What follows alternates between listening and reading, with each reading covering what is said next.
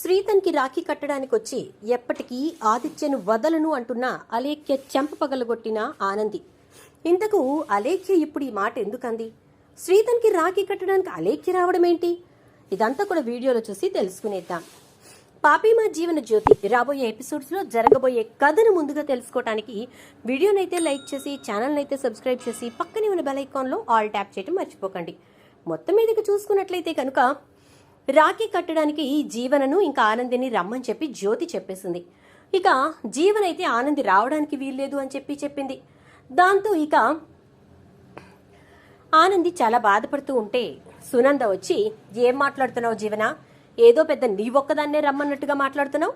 ఏ ఆనంది వస్తే నీకేంటి ప్రాబ్లం? ఆనందనే కాదు మమ్మల్ని అందరినీ రమ్మని చెప్పారు జ్యోతి గారు. కాకపోతే పిల్లలు వచ్చి కడతారులేండి, నేను ఆఫీస్కి వెళ్లే పనుంది అని చెప్పి చెప్పాను. ఏదో నీకు కాస్త ఈరోజు నీకు చైతన్యకి రిలాక్సేషన్ ఇద్దాం కదా అని చెప్పి నువ్వేంటి పెద్ద గొప్పగా మాట్లాడుతున్నావు? నోరు మూసుకుని నువ్వు బయలుదేరు, వెనక ఆనంది వస్తుంది అని అంటే, అమ్మా నేను కూడా వెళ్తాను అంటాడు ఆదిత్య. అలా అన్నటువంటి ఆదిత్యతో, సరే ఆది నువ్వు ఆనందిని తీసుకుని వెళ్ళు, ఇక చైతు జీవనం తీసుకుని వెళ్తాడు అని చెప్పి చెప్తుంది. ఎందుకు 2 కార్లు? నలుగురం కలిసి ఒకే కారులో వెళ్తాం అని అంటే చైతన్య వెంటనే, అన్నయ్య నువ్వు వదిన వెనకాల కూర్చోండి, నేను జీవన ఫ్రంట్ కూర్చుంటాం, నేను డ్రైవ్ చేస్తాను అని అనగానే ఇక వెంటనే సరే అంటాడు ఆదిత్య. అలా అంటున్నటువంటి ఆదిత్య ఇంకా చూస్తూ, నేనెందుకు, జీవనుందిగా, జీవన నువ్వు డ్రైవ్ చేయి అని చెప్పానంటే, ఏంటి చైతు నన్ను డ్రైవ్ చేయమంటావేంటి? నేనేమన్నా డ్రైవర్నా అనగానే, మరి నువ్వు కూర్చున్నప్పుడు నేను డ్రైవ్ చేయట్లా అంటే నేను డ్రైవర్నా? కామ్గా నువ్వు డ్రైవ్ చేయి అని అంటాడు. ఇక అలా అన్నటువంటి చైతన్య వచ్చి ఏ కారుకైతే బ్రేకులు తీపిచ్చిందో ఆ కారులో కూర్చోబెట్టి డ్రైవ్ చేయమంటాడు. జీవన్ ఒక్కసారిగా, కొంపతీసి దీని బ్రేకులు లేవనే విషయం వీడికి తెలిసిందా ఏంటి అనుకుంటూ, ఈ కారు నేను డ్రైవ్ చేయను అని చెప్పని అంటుంది. ఎందుకు అనగానే, దీనికి బ్రేకులు లేవు కదా అని చెప్పని అంటుంది. ఆ యాక్సిడెంట్ అయిన తర్వాత బాగు చేపించానులే అని చెప్పేసేసి అంటాడు. అనేసరికి అమ్మయ్య పోన్లే బ్రతికాను అనుకుంటూ, అయినా వేరే కార్ తీసుకెళ్దాంలే అని చెప్పానంటే ఇక జీవన అన్కంఫర్ట్గా ఫీల్ అవుతుందని చెప్పి ఆనంది, వద్దులే చైతు వేరే కార్ తీద్దాం, జీవన భయపడుతుంది కదా అని చెప్పానంటుంది. ఇక వేరే కార్ తీస్తారు. నలుగురు కలిసి ఒకే కారులో జ్యోతి వాళ్ళ ఇంటికి వెళ్తారు. అలా వెళ్లేసరికి ఇక అక్కడ అరేంజ్మెంట్స్ అన్ని చూసి షాక్ అయిపోతుంది ఆనంది. అయితే తన చిన్ననాటి బొమ్మలను, తన చిన్ననాటి ఆడుకున్న వస్తువులను, బట్టలను అన్నిటిని జ్యోతి డిస్ప్లే పెడుతుంది. అవన్నీ చూసి ఆనంది చాలా సంతోషపడిపోతుంది.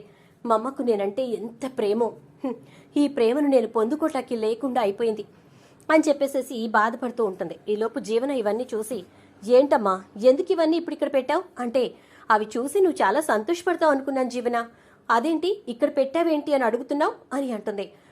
అది కాదమ్మా, ఇప్పుడు ఇవన్నీ ఎందుకు ఇక్కడ అని జీవన మళ్ళీ అనేసరికి ఆనంది మాత్రం, అదేంటి జీవన గట్లంటావు, అవన్నీ చూసి నువ్వు సంతోషపడాలి, అవన్నీ నీ చిన్ననాటి జ్ఞాపకాలు కదా అనగానే, నా చిన్ననాటి జ్ఞాపకాలు ఏంటో కూడా నువ్వే చెప్పేస్తావా ఆనంది అని చెప్పని అంటుంది. అనగానే, గట్ల కాదు జీవన అని చెప్పని అంటూ ఉంటే, ఏంటో నాకు ఒక్క విషయం అర్థం కాదు వదిన గారు అంటూ సునంద వస్తుంది. సునంద గారు మీరా, రండి, ఏంటి అందరూ సర్ప్రైజ్ ఇచ్చేస్తారు, పిల్లలు మాత్రమే వస్తారన్నారు, అల్లుళ్ళని కూడా పంపించారు, వెనుక మీరు వచ్చేసారు అనగానే, ఈ ఆనందాన్ని పంచుకోకుండా ఉండలేకపోయామండి, అందుకే వచ్చేసాం, దీన్ని మేము ఎక్కడ మిస్ అవుతామోనని అని చెప్పని అనగానే ఇక అందరూ కలిసి ఒకే చోట చేరుతారు. ఎప్పుడూ ఇంతే, ఎందుకో జీవనకి ఈ ఇంట్లో ఇది నా ఇల్లు అనే హ్యాపీనెస్సే కనిపించదు. ఆనంది చూడండి, అవన్నీ ఏదో తన జ్ఞాపకాలే అన్నట్టుగా ఎంత హ్యాపీగా ఫీల్ అయిపోతుందో అంటూ ఉంటే, వచ్చేసావా మహో తల్లి అనుకుంటుంది జీవన. ఇక ఈలోపు అలేఖ్య సీను కూడా వస్తారు. వాళ్ళని చూసి, ఇదేంటి వీళ్ళని ఎవరు పిలిచారు ఇక్కడికి అంటుంది జీవన. నేనే రమ్మన్నాను అంటుంది జ్యోతి. ఇక అలా వచ్చిన తర్వాత ముగ్గురు కలిసి శ్రీతన్కు రాఖీ కడతారు.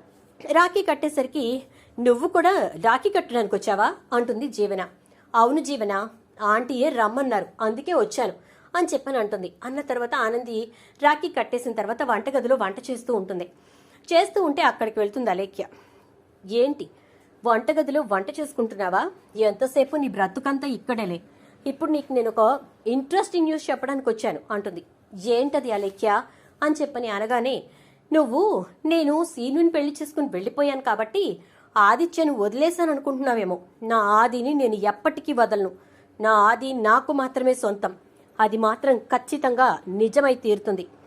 మీ హనీమూన్ ఊరికే ఏమీ ఆగిపోలేదు అంటుంది. ఓహో, ఇందులో కూడా నీ చెయ్యుందా? నేను ఎవరో ఏదో చేసిరా అనుకున్నాను గాని నువ్వు చేసుంటావని మాత్రం అనుకోలేదు. గట్లయితే ఇకపై నేను ఇంకా హుషారుగా ఉంటాను అని చెప్పని అంటుంది. నువ్వు ఎంత హుషారుగా ఉన్నా నీ తోడుని నా సొంతం చేసుకోకుండా వదిలిపెట్టను అంటుంది. వెంటనే ఆనంది చేత్తో ఒక్కటిచ్చేసరికి అలేఖ్య చెంప పట్టుకుని జేంటి నువ్వు అని అంటే, సంతోషించు, పొయ్యి దగ్గరున్నను ఏ గరిటో కాల్చి బొగ్గ మీద వాత పెట్టలేదు, పోయి ఇక్కడి నుంచి అని చెప్పని అంటుంది. దాంతో ఇక ఆనంది అక్కడి నుంచి వెళ్ళిపోతుంటే శ్రీను ఇదంతా విని, అమ్మడి ఏమీ అనుకోకమ్మడి, నిదానంగా చిలుకమ్మని నేను మారుస్తాను అని చెప్పని అంటే, నువ్వేం తప్పు చేయలేదురా శ్రీను, తప్పు చేసింది అది, అందుకే దానికే ఇచ్చాను అంటుంది. చూద్దాం రాబోయే ఎపిసోడ్స్ లో ఏం జరుగుతుందో. వీడియో నచ్చితే లైక్ అయితే చేసి వీడియోని షేర్ చేసేయండి. ఛానల్ ని సబ్స్క్రైబ్ చేసుకోండి. పక్కనే బెల్ ఐకాన్ లో ఆల్ ట్యాప్ చేయండి.